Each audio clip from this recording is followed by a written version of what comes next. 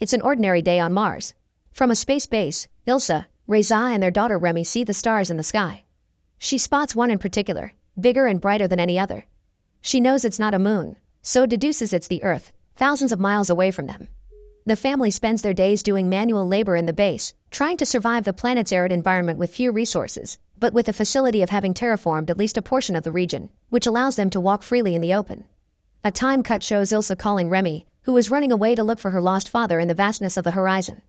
A few hours later, Remy and her mother have a math class but are interrupted by the sudden appearance of Reza, who looks agitated after his reconnaissance trip. Still, he goes to wish a happy night to his daughter, who knows that her suspicions of strangers nearby are real. Reza tries to calm her down by telling her that they are the only humans on the planet, but the girl doubts his words. At a late-night family meeting, Remy asks her father if he has ever seen animals, along with the reasons why they went all the way to Mars. Reza just says that he haven't seen any animals, that Earth isn't like it used to be and that someday, the red planet will be just as good as their former home. The following day, Remy senses something in the distance, so she jumps up and goes to the living room to find "Leave" written in red paint on the windows. Her parents find out and panic, with Reza even pulling out a gun in case he needs to defend themselves. Somehow, they spot at least 3 individuals somewhere pretending to be 6, but are unable to see them. They spend the rest of the afternoon cautiously, anxious to know if their barnyard pigs are okay.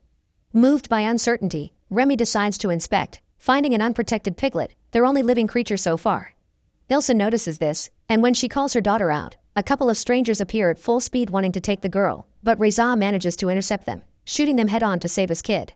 Just as another of the enemies was about to take Remy, Ilsa arrives at her rescue, attacking the stranger until she is unable to stand up. Everyone runs for cover as the bandits start shooting from afar. The girls manage to get inside, and with Ilsa's help, Reza fires a shot at the last enemy, wounding him in the leg. The father leaves them to inspect while the mother investigates the bodies with the girl. It is perhaps the first time Remy sees another human being other than her parents, and to her bad luck, it ends up being a dead body. They wait for Reza until dawn, fearful that some stranger would have attacked him far from there. They even hear some firing at some point, fearing the worst. After a spontaneous trip to the bathroom, the lights go out, and they remain in darkness for the rest of the night. Upon awakening, Ilsa arms herself with a machete to inspect, but she and Remy are surprised by a wounded man who breaks into their home. It's the same man from yesterday, who claims that the family does not belong there, as the place originally belonged to his parents before they took it from them. After many years and several difficulties, the man is able to regain his home and allows Ilsa and her daughter to stay under the condition of not making any trouble. On the contrary, he will deal with Ilsa, leaving her daughter alone with him. However, they reject the proposal, fleeing and taking refuge near the central base. Ilsa takes the opportunity to enter once the man goes off guard, taking the first thing she can in the kitchen to ambush him. Upon entering, the man realizes Ilsa's plan, so he subdues her, receiving a new wound in the leg. He asks her to give him 30 days off from assassination attempts, as he has big plans for the station.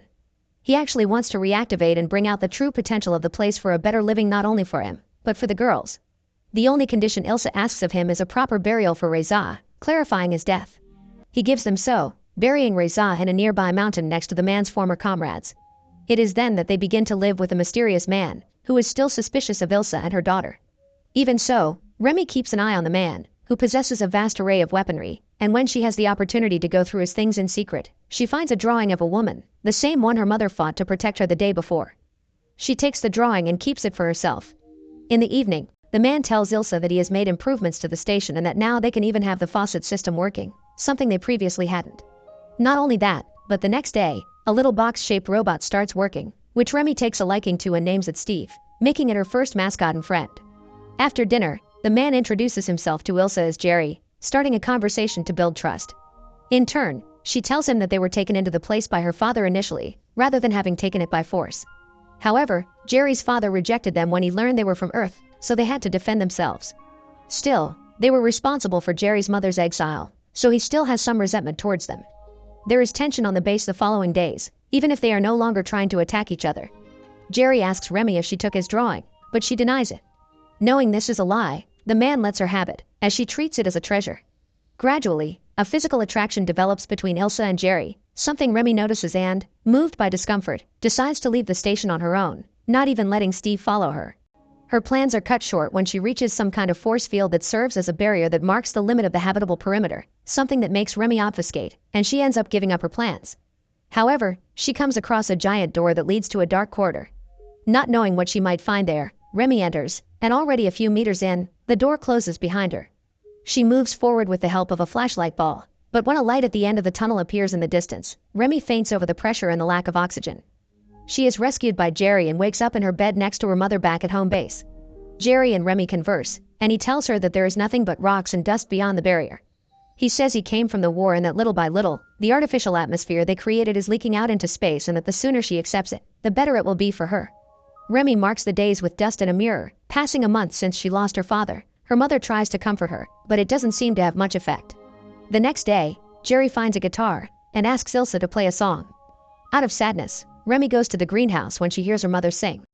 In there, she confesses to her mother that she hates her for faking everything is okay. In the kitchen, Jerry ditches his gun, giving Ilsa the chance to go against him. However, she later discovers that there are no bullets in the gun, so it is useless, so she decides to go and grab something else sharp to protect her daughter. Inside, the two adults struggle out of sight of the girl, but when Jerry gets out badly wounded, Remy fears the worst, running away. Jerry intercepts her and asks her to stay with him, but to wait until it is safe for her to enter the base, so she won't find her mom's body. Ilsa is buried on the same mountain as Reza and the other humans, leaving only her daughter at the mercy of Jerry, who promises not to hurt her. Years pass, and now the two live together in relative harmony, improving the central base and the surrounding area to the point of having more pigs, chickens, and vegetables and bringing vegetation to various parts of the territory. A young adult Remy meets Jerry at an artificial pond, and he urges her to give it a try, leaving her alone. She does so at night, diving in for the first time, and after sharing some alcohol with Jerry, they return to the house so that Jerry can surprise her with a gift. It was a drawing of her mother, which Jerry made waiting for Remy to grow up a little more to not lose details. The girl ends up crying, being consoled by Jerry. However, he takes advantage of the situation and kisses her, causing her rejection. Now the atmosphere between the two becomes tenser. Jerry wants to get closer to initiate a possible repopulation that he believes it's absolutely necessary, but Remy flatly refuses the idea, not caring if they are the last human beings in the universe. The two argue, and Jerry asks her to reconsider his proposal. Steve tries to cheer Remy up with a ball game, but she refuses to participate and goes to her room. Thinking to be safe, she finds Jerry inside, holding Remy's oxygen mask, which she would use to escape the barrier eventually. Jerry gets angry and leaves with the mask, but Remy tries to take it back so she can go outside and see the truth by herself, even if Jerry tells her there is no one else out there. The two struggle and Jerry makes her fall to accidentally smash her head on the floor with a valve. Jerry is shocked to see that the only one who witnessed the event was Steve the robot. Waking up with a wound on her head, Remy realizes that she is tied up, with Jerry on top of her. He tries to calm the situation, but the girl despairs. He tells her that there is still hope for humanity, but it causes the opposite effect on the girl, who hyperventilates and starts struggling on the bed. Jerry apologizes, saying that he doesn't like doing those kinds of things either and that everyone else is forcing him to act in order to survive. The desperation reaches such a point that Jerry is forced to threatening her if she doesn't calm down. While the girl becomes even more desperate, at least she remains quiet from now on, fearful of what might happen. Just as Jerry is about to proceed, he is shot by Steve, who comes to the girl's rescue. Jerry is seriously wounded in the neck, and instead of staying with Remy, he prefers to approach the robot and shoot it to destruction. Remy manages to free himself and flees while Jerry struggles in the kitchen. He sees through the reflection of the window the girl aiming at him. He tries to save himself by telling her that she needs him as much as he needs her, but Remy disagrees. Jerry was about to take his gun to defend himself but preferred to cease because of the genuine fondness he had for the girl. Remy manages a direct headshot, leaving her alone not only on the base but also in the entire territory. All she can do is sit and cry all night long. She buries Jerry's body in the mountain, making her the last survivor in the base, and the only living thing aside the plants and the few animals. She takes a shower and surveys the area, knowing that no one else will appear. She manages to reactivate her robot friend, but it's not enough to bring Steve back to her side. Remy spends her days alone, watching the animals and subsisting by her own. Still, she becomes sedentary, careless, and sluggish, believing she has been touched by her mother in her sleep.